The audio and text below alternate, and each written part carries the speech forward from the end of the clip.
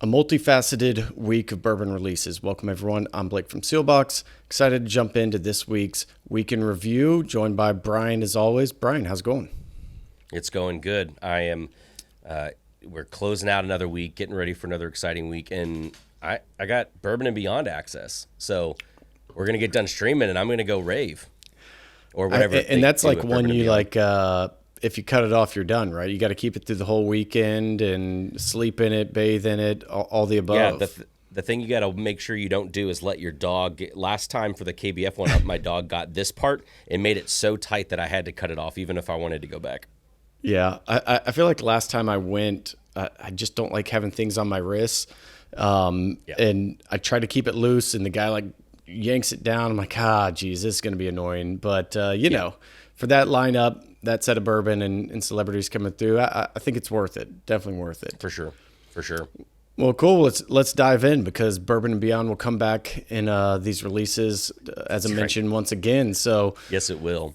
First off, we're going to say this every single time, a big week, a lot of bourbon, a lot of different bourbon, which is fun, and just different aspects. We talk a lot about distillers versus blenders, who's making the product versus who's sourcing the product.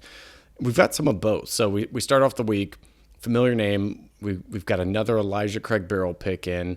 This one is 8 years, 123 proof, I believe. And, when we just talk about classic good bourbon, I think the Elijah Craig barrel proof, whenever they're doing it in just releases, was always one of those bottles I went to and recommended to people. And yeah, just a great bottle. What are your thoughts on Elijah Craig barrel picks? I know they're getting a little more available at times, but we still only get maybe 2 a year. And I think it's just a great one for if you're not into the experimenting of craft side of things. It's like, here's really great classic bourbon. For sure. Yeah, I was a big fan of the 94 proof. Like, those single barrels were something I'd advocate to a lot of folks. We've switched over to the barrel proofs. And it's one thing that I feel like, yes, I do like some of the older age ones, but you can't discredit any of the age ranges, I feel like, in the Elijah Craig barrel proof picks. I've had some 8, 9, 10, and 11 years old all stand out to me before. So, it's always really fun, especially if you've got a good pick. Well, I remember, we're talking 8, 9 years ago at this point, whenever they pulled the 12 off of the 94 proof bottle, all of us whiskey enthusiasts were up in arms. And then when you go back to try it, you're like, oh, it's just as good. Like, I mean, you can say whatever reasons or how they handled it was wrong, but at the end of the day, there's really good bourbon in all those age ranges. And I think this is really kind of showcases that, because I probably would put this amongst a lot of the barrel picks I've had in that older range. And 8 years is nothing, we're not talking 2 to 3 years old. Like, that's still a really high or a good age statement, I'll say, for bourbon at this price. So that'll be an exciting one. Next up, we go from Heritage Distiller to small independent bottler, also bringing in a little bit of Bourbon and Beyond. So we have the next release from APW. Now this one is APW plus DWP, which, if you don't know, Danny Wimmer Presents is the group that puts on Bourbon and Beyond. So they've done a really cool release with this. It's kind of co-branded, comes in a 2-pack box. This will be the second time we've had them on the program. And if you're not familiar, Derek Trucks, who's famous guitar player, part of Tedeschi Trucks, or I should say half of Tedeschi Trucks.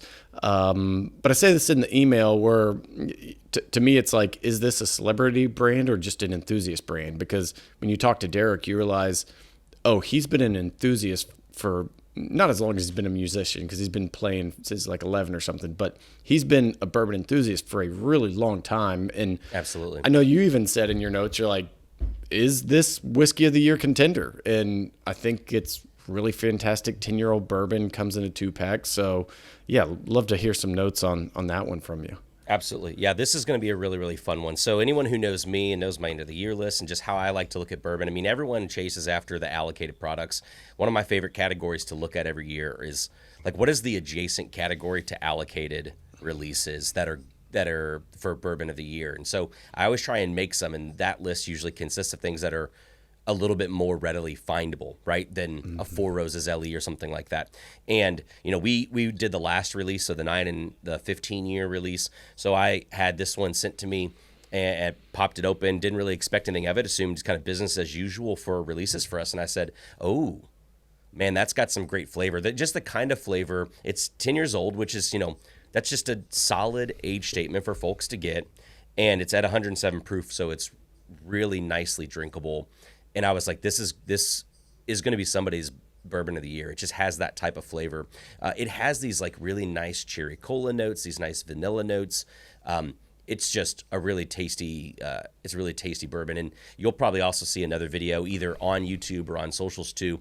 I was able yesterday at Bourbon and Beyond to be able to catch up with Derek and Danny together to hear them talk about the search. So this is going to be so it's the 4th release for Ass Pocket, but it's going to be the first of them annually doing these releases where their goal was to like climb through the rick houses, right, and find barrels that are special. It's what that's what all of our goal is. And so this is what they came up with for this one, and I think they knocked it out of the park. This is my favorite of the APW releases so far, which I know is saying a lot because a lot of folks are big fans of the 15. Early on, I liked the 15 because it had a little bit lower proof, but this one right here, I think there's something special about this one.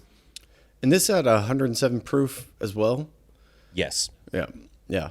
And, we get to see a little bit of the behind the scenes on some of these brands. And as they're, working on new products, calling it the search was very appropriate for this one. I think we started sending them samples of a bunch of different stuff. They found these barrels digging through the warehouse, and it's cool to see it finally in a bottle. And I think that 107, it's a historical proof with a lot of releases being there. But there's just something about it that it drinks really well at that proof. We all chase cash strength and hazmat and all this, but the majority of people just want to sit down and be able to enjoy something, whether it has ice, it doesn't have ice, and I think 107 brings both the best worlds there. So, exciting one for sure. And we'll see what's next from the team over there, because they're definitely getting their hands on some good whiskey and doing fun releases like partnering with Danny Wimmer on this one. So next up we have, although back to that same thought of, do we want to say like have the list of stop chasing allocated bourbon? Nobody's going to listen to it, but I think there is something of like, granted this is allocated because we only have so many bottles, but it's somewhat available. But I think the stop chasing craft bourbon or allocated bourbon could be a little rabbit hole to dive further into. Not stop chasing craft bourbon. That's not stop. Only chase craft bourbon. Only chase. Yeah, I think that could be a part 2 of your bad marketing takes is right. When you say you're about craft bourbon and then you slip up and say stop chasing it in a video. Another familiar face, Nashville Barrel Company with their Nash Tucky. Yes. Guys we've known for forever, but just able to keep pulling some incredible barrels from them. Familiar releases here, actually. So we're back, this 5,500 series of barrels of Kentucky 9-year-old. I think people are really into. They don't seem to last long. And then this 100% rye from Kentucky. Just, even for those who don't claim they like rye whiskey, which I'll go on a sidebar there of, if you don't like rye whiskey, have somebody blind taste you on good rye whiskey, because you probably do. You just have this thing in your head that you, for whatever reason, don't like rye notes. But the 100-year rye is super interesting, really cool, some different flavors. You went down to Nashville for this pick. Yep. So what'd that process look like? Yeah, we keep going back to do Nashville picks because, and I've said it before, I've said it in the emails, I'll have to keep saying it. I feel like as time goes on, it's always easy to jump to some of the newer brands, but Nashville's one that has made a great name for themselves early on. A lot of people jumped on board, and I feel like as people have moved on to other brands, forget that Nashville has not lost their consistency of just delivering excellent barrels for anyone who picks them. And so I'm glad that we get to continue to partner with them in that way. I'm always glad when we can get 55 series barrels. You're right. We have done a couple of those. They don't usually last long. The pick that you and I went on together that we selected a few of them, and as they were there in the warehouse, they let us pick which ones, and you said, well, I want the one that's at the very top. And that ended up being the one that we ended up going with. And I took the same logic with this one. So as there was a dwindling supply of these barrels, I said, okay, but I want the one at the very top. And as soon as I tasted it, I said, yes, this is going to be it. So anyone who remembers, this is a little bit insider baseball, but the last one we did, I believe, was what we called heavyweights. I called it that because it had what seemed like every flavor imaginable of candies and fruits and all of these things. And I picked this one, this is 5500, because it followed in that line. It had just so much flavor available to it. It's really delicious. If you just want, kind of what you were saying about Elijah Craig Barrel Proof, if you just want a delicious drinking Kentucky bourbon, this is going to be it. That said, if you like to discover a bunch of different flavors in a whiskey, it's going to provide that for you too. But not at the sake of, not being easy to drink on the palate, which is funny to say because for as easy as it drinks on the palate, it is 136 proof. So this might be the highest proof that we've had in that series, I think, on our site, but it drinks so much easier than that. Just a light sipper at 136, Absolutely. I mean, in the 6-year rye is no slouch. It's 130. The last one I really liked because it had this big it was a really lovely rye, and I initially went in to the pick hoping to find another one like that because that one went really fast. I don't think it's because people tried it, liked it, and bought it again, but I just really liked it. I was glad that it moved quickly, so I wanted to bring another one of these 6 years back because they're really good value for what they are.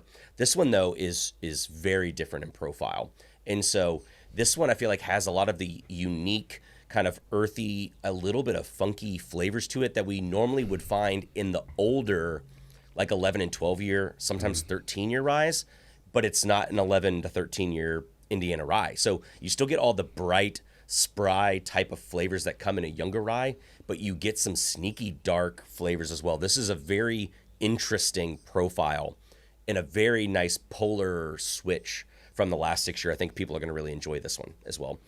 There's not a lot of bottles of either of these. I think that's somewhere in like the 130s or something. That 5500, yeah. I think we're going to have less than 100 bottles of that. So I hope that both those move pretty fast. I'm looking forward to people trying those. Yeah, that was kind of the surprising part about the 6 year, when we are putting in POs and all that kind of stuff. And I'm like, hey, I think this bottle count's off. There's only 130 and it's at 6 years old. At that you're expecting 180 at a minimum. Yep. And I don't know. There's somebody way smarter than us who can explain oxidation in a barrel and what's going on whenever that happens. But usually, short barrel is a thing for a reason. Whenever that barrel is, whether it's leaky or however that liquid's evaporating, more oxidation in that barrel starts to create a lot of different flavor. And I think this is a perfect example of that. So definitely. That should be a good one. And then we capped the week with another very familiar face, one of the first brands on Seelbach, who then became one of the first craft distillers on Seelbach, Chattanooga whiskey. So you may remember they started out with their 1816 whiskey. It was all sourced from Indiana. They did that while they were letting their own distillate mature, made that switch. And I told them, guys, huge mistake. Stick with Indiana. It's good. People buy it.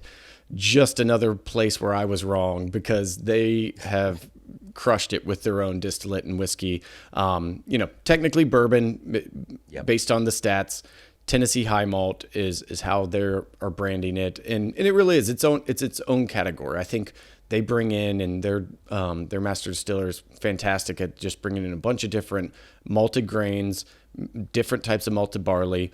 Really builds up the flavor and characteristic at that whiskey, even at a 4-year-old age statement. So this one we have this week is maple finish. So they took late harvest maple from Michigan, and they finished 2 different mash bills in these barrels. So they used their 4-grain, 3 malt recipe with 2 aromatic malts. I'm trying to read this because, as with anything Chattanooga, there's a lot of details. So we'll get more of those into the email, but it's maple finished Chattanooga Tennessee high malt whiskey. Like what is not to like about this? I I think did you get a chance to try that yet? I know the bottle was Yeah. in. And the thing that I we'd find like to see you interesting, if you could just take a pour from the bottle while we're I recording. think YouTube. I think people don't like actually seeing that. I think people like seeing that. I don't think. I don't think the platforms YouTube like seeing lords that. don't. Yeah. This is actually really, really interesting. So I feel like people who like Chattanooga, they already know, they already will pick this up. You know what I mean? Because there seems to be a big following for Chattanooga. But for those who are less familiar, don't just read this and see it's another maple finish. This one actually really surprised me. It tasted actually more cherry flavor to me, whether that's something to do with the malt, something to do with the recipe, or something to do with the maple finishing. So it doesn't have the overly cloying kind of maple sweetness that some of them might have. I feel like it adds some nice texture to the mouthfeel, but for it being Michigan syrup, and I'm not familiar with Michigan maple syrup, but I know Michigan's also famous for their cherry production. So I don't know if there's a correlation at all, but I think it has like a nice cherry forwardness. So if you do like kind of like a cherry kind of pop in your bourbon or in your pour, don't skip on this one too. It's really, really interesting, especially for a maple finished in that category. Yeah, I think just a well-crafted bottle all around. I think these small details do make a difference. They even mention it in the product description, like maple syrup in Michigan is well known amongst enthusiasts because it's more artisan. They use kettles for cooking down the maple sap into syrup or whatever. And then the late harvest adds additional complexity. And I think all that comes through in the whiskey, which is really fun to see. Cool. Any other closing thoughts? I'm sure we'll have a few other surprises along the way. Anything else to add to this week's of releases? Now, just an interesting, diverse week of picks and just products coming in. So I think, again, another exciting one. I hope people don't get tired of us saying it, but also I hope that you can see each week why we do say it. So from brands that we've worked with for a long time to people we've been picking with for a long time to, people newer to the table like APW who just released a year ago and have already started to put out some really solid products. I think this is going to be a really, really fun week. Lots to be excited about. Well, yes, everyone, thanks for joining us. This is the weekly review for September 15th, and look forward to seeing all the comments on this and happy to answer any questions you may have. So thank you, everyone. Have a good week. Cheers, everybody.